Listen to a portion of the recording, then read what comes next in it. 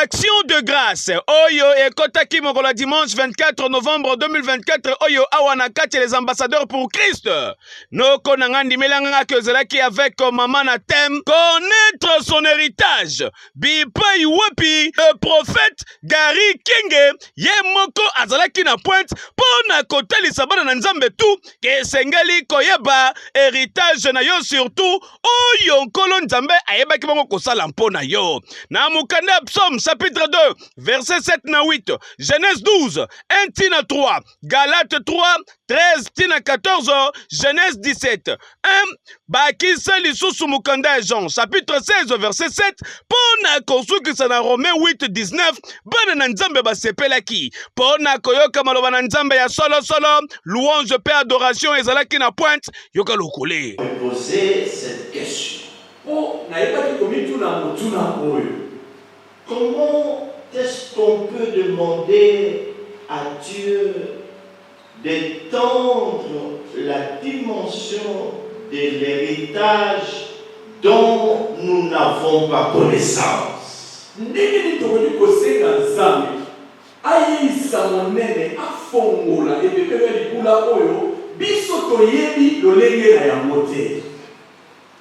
Non, pas que tu y nous n'avons pas connaissance de l'héritage qui nous est réservé.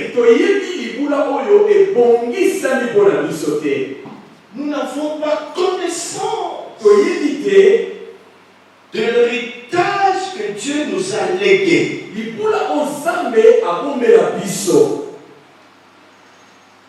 Pour que quelqu'un puisse s'élever, formuler cette requête à Dieu.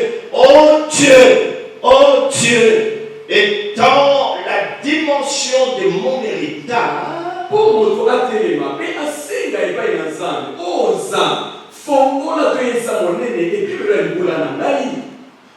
Il doit avoir au préalable quelque chose. Alors il se dit, Seigneur, ce que j'ai est insuffisant. Ça ne va pas résoudre tous les problèmes que j'ai. Seigneur, ce que j'ai ne va pas souvenir à tous mes besoins. Oh Seigneur, je n'ai pas ce que tu m'as réservé. Je n'ai pas encore cela. C'est ça qui va motiver nos prières. Mes frères et sœurs, le vrai problème des enfants de Dieu de tout le temps a toujours été l'ignorance. Et l'ignorance tue. L'ignorance nous déséquilibre. L'ignorance nous rend instable. L'ignorance nous décourage. Nous nous décourageons parce que nous n'avons pas connaissance des choses que Dieu nous a réservées. De qui nous sommes et ce que nous avons. Noko, Église les ambassadeurs pour Christ, chaque dimanche, culte d'action de grâce ezalaga awa, mosika te na quartier Pigeon, na avenue Lunzadi numéro 5. Yakaka na yo pona ko célébrer et longo na bana nzambe tout awa les ambassadeurs pour Christ.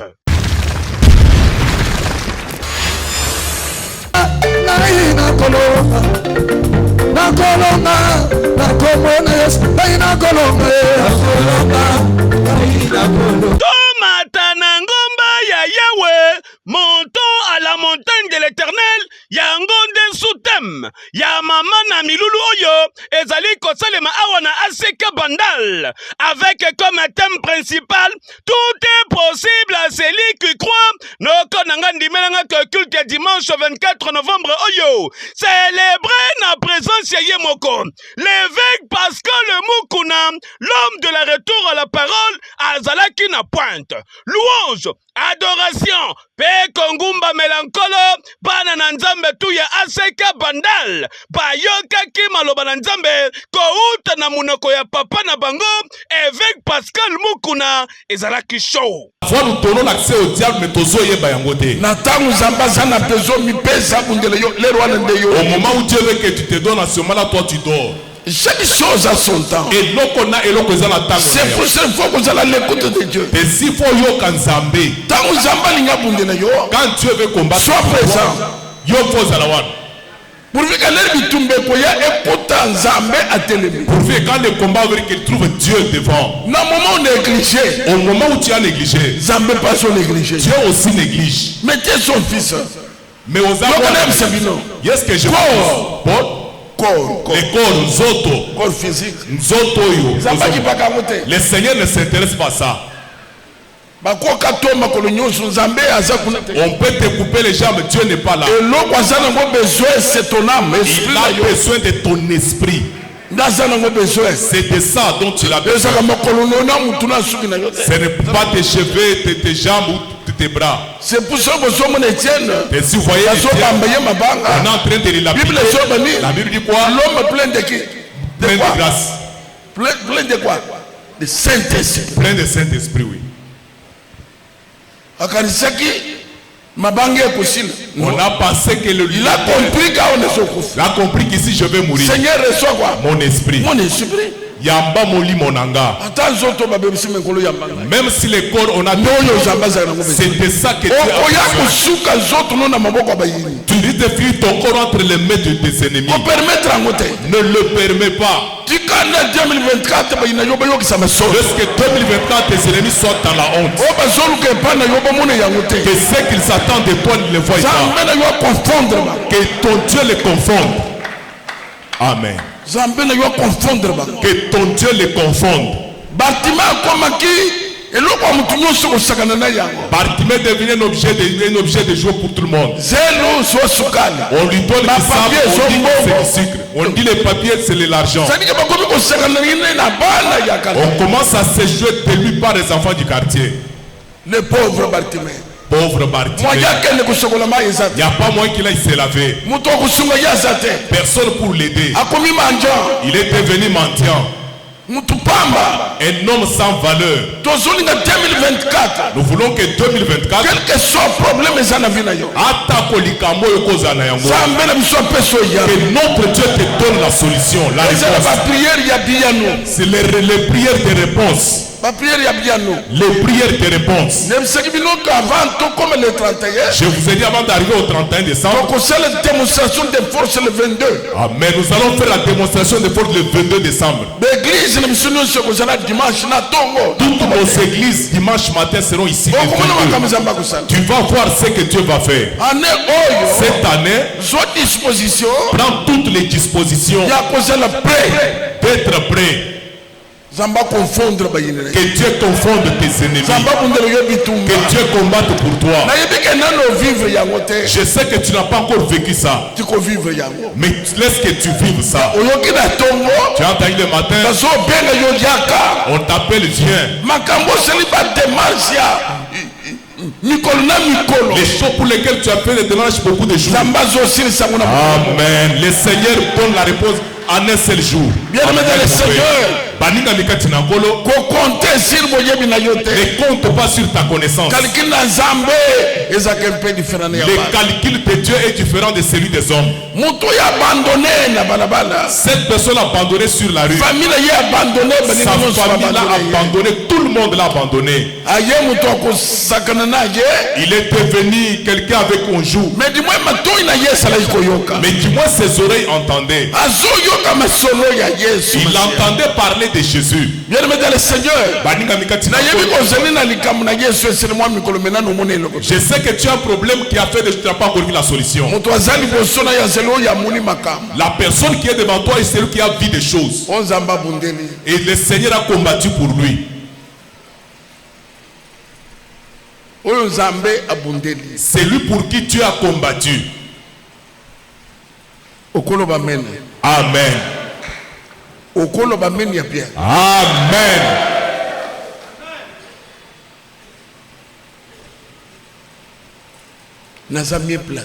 Je suis vraiment bien placé pour t'exhorter, te dire ces choses.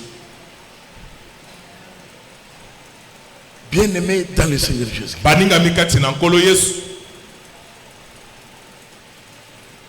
Pendant ces services,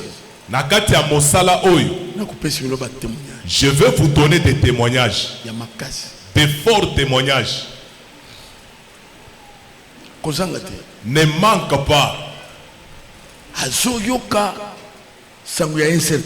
Il entend parler d'un certain Jésus.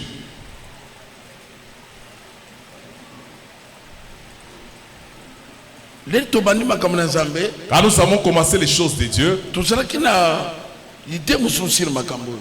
on avait d'autres idées sur ces choses. C'est pour cela la Bible dit que quand j'étais petit, j'ai raisonné comme un petit enfant. Et quand je suis devenu grand, j'ai commencé à raisonner comme un adulte. On dit ça dans la Bible. C'est-à-dire que ça, il y a des choses mais au fur et à mesure que le Seigneur est en train de monter avec toi, tu découvres la véritable face de Dieu. Là, il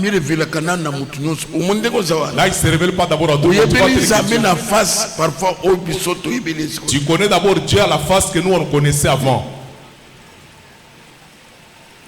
Dieu existe, maman. Nzambe azali pe azalaka. Pour la dimension pour que tu aies il faut que tu vois que tu aies des problèmes. Il faut que tu aies des problèmes qui font que la personne disparaisse. C'est là que tu verras maintenant la dimension. Quand tu n'as pas encore eu ces problèmes, tu as encore la connaissance selon les problèmes qui sont dans ta vie.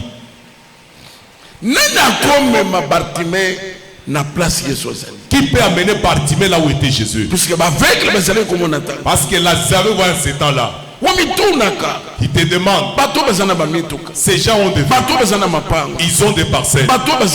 Ces gens sont bien. Moi je deviendrai aussi comme ça quand? Je deviendrai aussi comme ça comment? Si tu te poses ces questions là, le monde n'a pas commencé avec eux. Un jour, Mokolo Moko, Bartimée a entendu. Il a entendu du bruit, les chants. Il a posé la question, trop du bruit comme ça, c'est quoi? On lui a dit, c'est Jésus de Nazareth. Le Jésus dont tu as toujours entendu parler. C'est là qu'il y a maintenant notre problème. Amen. Amen. Et c'est là qu'il y a notre sujet. Que ça soit pour toi, que ça soit pour tes enfants. Tu y es assis, tu es parmi mes enfants. Qui est bien?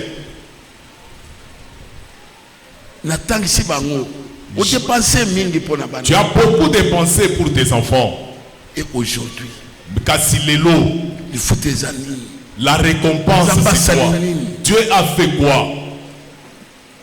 Bartimée a commencé à faire le bilan.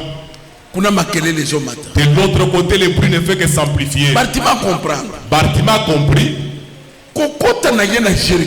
Son entrée ici à Jéricho, ça fait beaucoup de jours qu'il ne vient pas ici.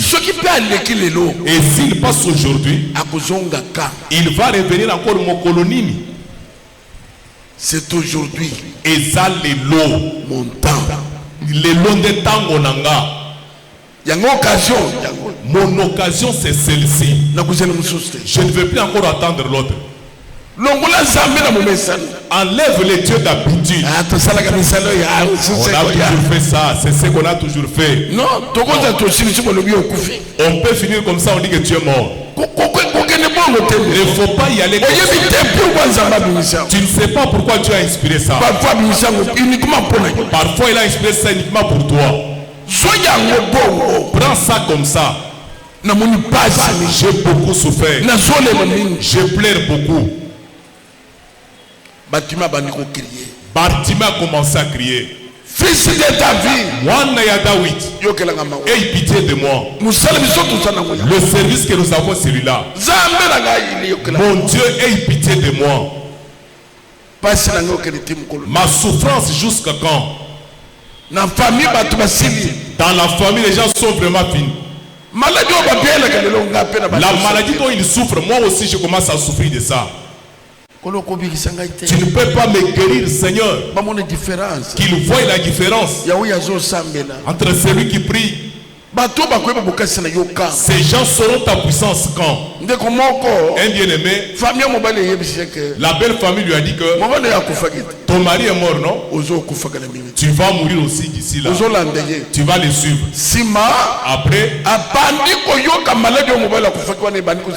a commencé à sentir les effets de la maladie dont était mort son mari. On lui dit quoi? Tu vas aller séjour ici. S'il dort, il ne fait que rêver le mort. Il ne fait que rêver son mari. Seulement c'est vrai, c'est que c'était les rêves. Il a fui la maison.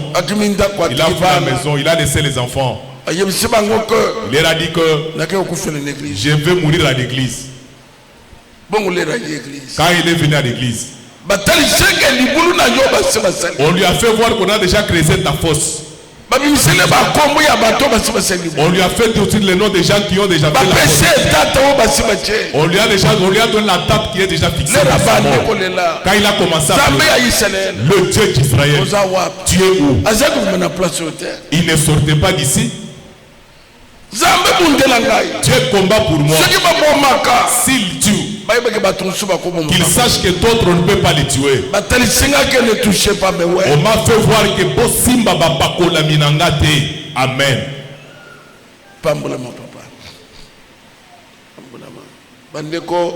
Bien-aimé, papa a convaincu au point il y a la base il faut c'est la moi ou qu'on a.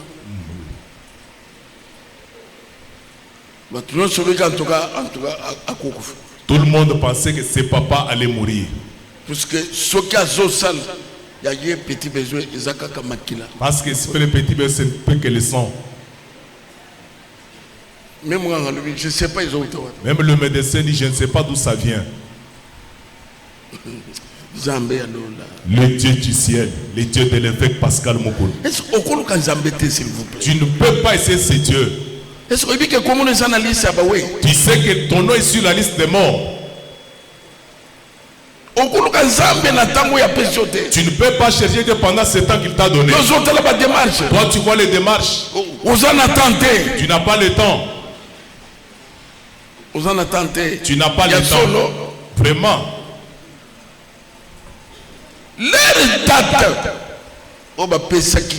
Quand la date qu'on lui avait donnée, la date de sa mort est arrivée. C'était un certain le 16 mars. Il devait mourir ce jour-là. Le 15. Elle m'a dit, mon papa, la date c'est demain. Comme les Juifs. Jésus leur a dit, après 3 jours je vais ressusciter. Le troisième jour, quand le troisième jour est venu, est-ce que vous voyez Noko beteka na yo masolo mususu kasi masolo ya retour à l'évangile to père retour à la parole botikela yango évêque Pascal Mukuna oyo azali mokambi ya lingomba ya assemblée chrétienne ya Kinshasa oyo azali ko continuer ko batela bonzambe kino na moya lelo bongo yo mutokanisege culte ya dimanche 24 novembre 2024 oyo awana aseka bandale koyinda tendenge évêque Pascal Mukuna l'homme à le retour à la parole azalaki na point boye bomoni ba miracle salemi. Est-ce que 5 ans ça se célèbre 5 ans et rataka jamais 5 ans na kati ya bonzambe 5 ans ya ministère noko na ngai ezalaki show awa dimanche 24 novembre 2024 ngonga ya 15h ngingo bana na nzambe tu bazalaki déjà pona ko célébrer 5 ans d'existence ya église missionnaire Yahweh Shammah oyo ekambamaka na le prophète de Dieu Élisée représentant légal tunanga nini bate ya nzambe pe basali ya nzambe ya nguya bayembi ya nkolo ya solo solo le chemin frère José Nzita ayindisaki mabe okanisi esili tantan sœur Amina Esther yepe tango mataki putulu ya mataki makala nde etikalaki na se ebongo tangu Jonathan Yafu ayaki kopelisa moto na bonzambe enga ye ezalaki nde somo les étoiles de Shammah bango batikalaki na simate pona koagrémenter 5 ans d'existence ya église missionnaire Yahweh Shammah thème ezalaki bongo nde les oiseaux de la Bible noko na ngandi melanga que quartier Yolo Sud na commune ya Kalamu na numéro 32 ya avenue Koutou ezalaki shop na ndenga kosakana te des animaux impies. C'est comme ça qu'il avait pris les corbeaux et ça, les corbeaux, un seul couple de corbeaux. Et il les avait fait aussi entrer dans l'arche. Et pendant que les déluge étaient arrivés,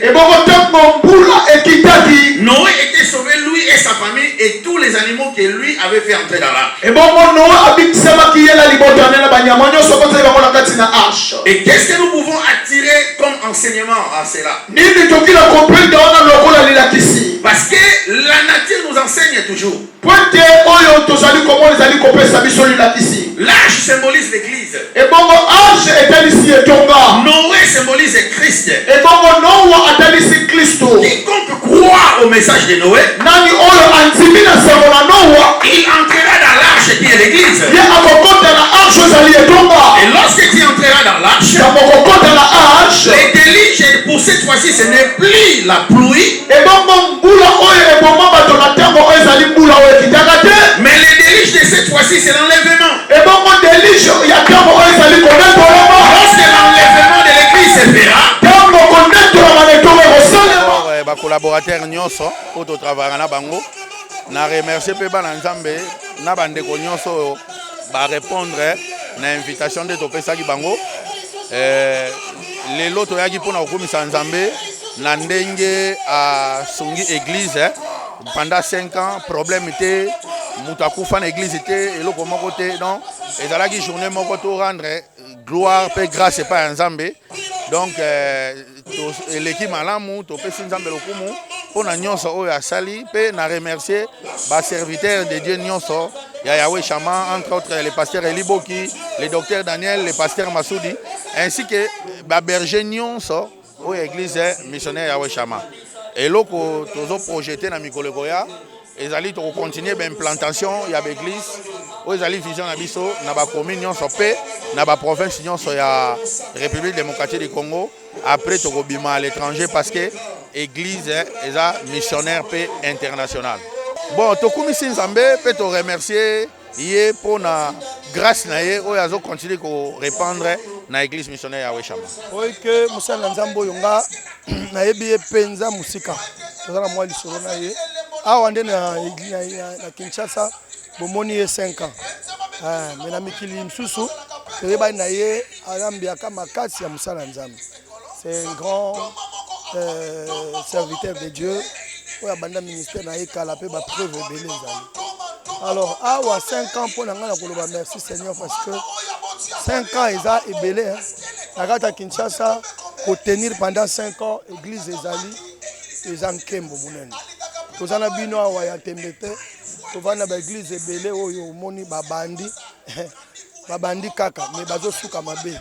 Alors pour maintenir l'église ezala makasi ya pasteur te ezala grâce ngolu ezakati na ye nde ezo sala ke batu bazala pene na ye azobenda batu pene na ye ça c'est une grâce. Avant la yemba na lobaki esengo kozala na kati na église oyo nzambe ayebi musali ya nzambe ya église wana.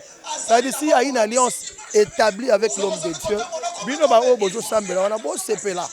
Bo sepela parce que nzambe lito inaye eza penepe na bino, liswa nzambe eza penepe na bino et boko zanga ba réponse na ba question na bino te. 5 ans, gloire à Dieu pour ngai, coup de chapeau pour le pasteur. Coup de chapeau pour le membre de l'église et tout celui qui a contribué afin que l'église ait résisté. En tout cas, Banaya Wechama, de cœur avec vous. Ebongo kolia, na komela, et kokaki jamais korate, pona kolie toujours l'utile à l'agréable. Bongo yo moto kanisa que 5 ans d'anniversaire ya église missionnaire ya Wechama et kozala célébrité a au moni prophète Élisée représentant légal et mo kozaki na pointe longona bana nzambe tout boye. Est-ce que Nano esilite action évangélique intercommunale Docteur Jésus oyo ekomi na 4e phase na yango zone ya Masina noko na ngandi melanga avec comme thème le Dieu de mon père est vivant. Samedi 30 novembre 2024 oyo babengisi bana na nzambe tu awa na kati ya terrain municipal ya commune ya Masina na entrée Bekatef justement na arrêt Pascal boya koyoka mate yanguya epai wapi le révérend pasteur Carlos Barouti Kelala a kozala na pointe pona côté ya le Dieu de mon père qui est vivant avec cette action évangélique intercommunale Docteur Jésus. Comment dis-tu Dieu dans mon thème? Je te parle chaque jour. Nous avons un seul Dieu. C'est Jésus. Aujourd'hui, Dieu a quitté Mogo. Yambaloyo Bino bana ya changu le 30 novembre 2024 oyo na 15h30 ngingo botondisa déjà stade municipal pour Docteur Jésus azali koya. Angaye 14 jours de forte prière avec délivrance na pointe et kosale mande bongo awa na kati ya ACK Croix-Rouge bipai wapi le pasteur Franck Kamwambu bakisaka toujours le gouverneur abengisi bana na nzambe nyoso boya na mobanga ya activité oyo bandi dimanche 17 novembre pour ekende kino mokolo dimanche le 1er décembre 2024 na mama na likambu ya munene oyo ezali pourquoi ma souffrance est-elle continuelle noko kanga peye bake sous-thème et kozala nde bongo obsession satanique bisika oyo wapi maloba na nzambe ekomanyelama na ndenge kitoko pe biloko ya moto ekouta mbinguni mpona kobebisa misala tu ya satana di bana na nzambe ke tobandi service lelo dimanche le 17 novembre oyo tokosilisa le 1er décembre thème na biso tozolobela l'obsession satanique. C'est pour vous dire que l'homme a 3 parties.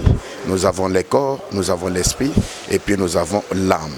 Quand Satan a occupé âme et Yamutu, à ce moment-là, la vie d'une personne devient compliquée. C'est la raison pour laquelle, si vous lisez 3e épître de Jean, on parle à un ancien Agaus, la parole me dit ceci. Bien-aimé que j'aime dans le Seigneur, j'aime que tu prospères à tous égards, que tu sois en bonne santé, comme prospère l'état de ton âme. C'est pour te dire que l'état d'âme et amour est en influence, est en la santé, est sur les plans spirituels. Voilà un peu l'aîné de notre travail par rapport il y a Moussala Tozanango il y a 14 jours. C'est pour te dire que Bapo Sanana Kondima, pour quelles raisons Vina Bango il faut effungwama et bandi le dimanche alors Tokosala 14 jours Tozana Avenue Loapoula 87 référence croisement Croix-Rouge du Marais, la commune à Kinshasa. Si vous arrivez là-bas, vous allez trouver ACK Croix-Rouge, Oyo, votre humble serviteur, pasteur Franck Kamwabou, le gouverneur, Azo dirigé. L'obsession satanique, mais Babo Sanate, grand thème Nabiso Ezali, pourquoi ma souffrance est-elle continuelle? Mon tunion soit na kati na passe sur tous les plans. Ezala na mariage, ezala na misala, ezala na kobota, ezala problème à voyage, vous êtes les bienvenus. C'est pour te dire que les lots dimanche, les 17 jusqu'à les 1er décembre, Bissognon son adresse Moko, Lopola 87, croisement référence, notre croisement Croix-Rouge du Marais, la commune Yakinchasa. ACK Croix-Rouge. Lundi, mardi, mercredi, jeudi, vendredi, dimanche, awana kati ya ACK Croix-Rouge. Na adresse yangoyo, avenue Lopula numéro 87 na commune ya Kinshasa. Noko nangai ko ratete parce que biloko ya moto avec le gouverneur. Nzambe ya ACK zo continuer ko sala yaka oyeba pona nini pasi neza na kati ya ko umela.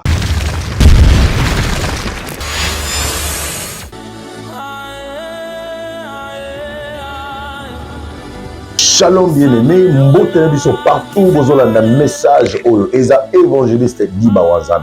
Tozo banda ba prière oyo ya ba veille de prière. Ndena ko senga na ndeko nyoso tozolanda biso. Et loko moko na ko biso très important. Par ya Nzambe ezali, par ya mutupe ezali.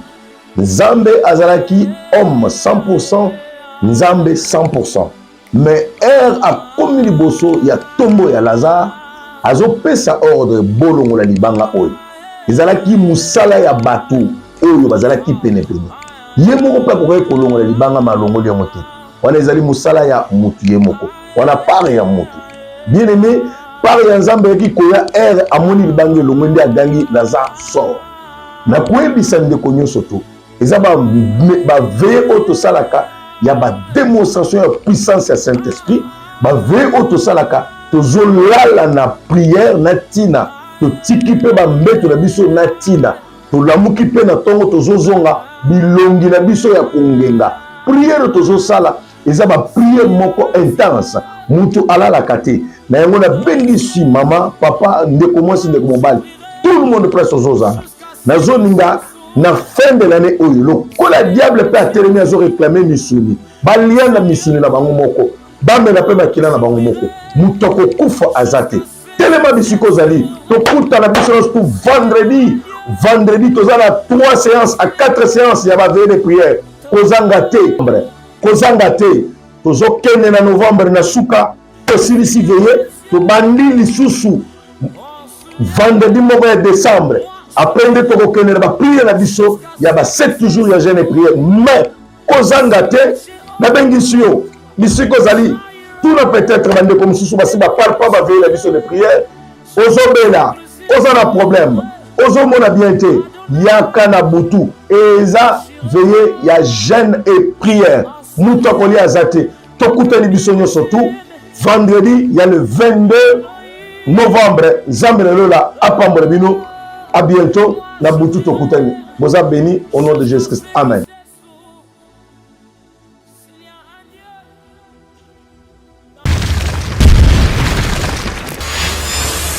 Makamba eza makamba o kati na yo nini eza.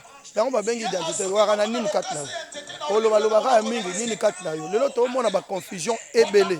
Nous devons sincèrement makamba identité on a bobetela ngosete. Beaucoup de gens nous sommes là devant le Seigneur na Nzambe lokola. Oyo mwana Nzambe azaka lokola te. Mwana Nzambe po azala mwana Nzambe. Bandeko okosa nani? Osa semblant ya nani ya nini pas nani. Nzambe asala ke semblant te. Dieu nous voit dans le cœur partout. Est-ce que yo mona te Nzambe monaka? C'est-à-dire makambo identité, Nzambe pambola bino identité. Ngala ko sepela identité chrétienne na ko sepela vraiment boyamba basali na Nzambe. Bon solo la mingi sur l'identité. Toyeba nani aza nani. Oya telemaka liboso na biso nani. Oya yembelaka biso nani. Oya salaka nani yaya. Likambo ekomi ya nani. Obotama wapi. Nani tata na yo. Nde likambo.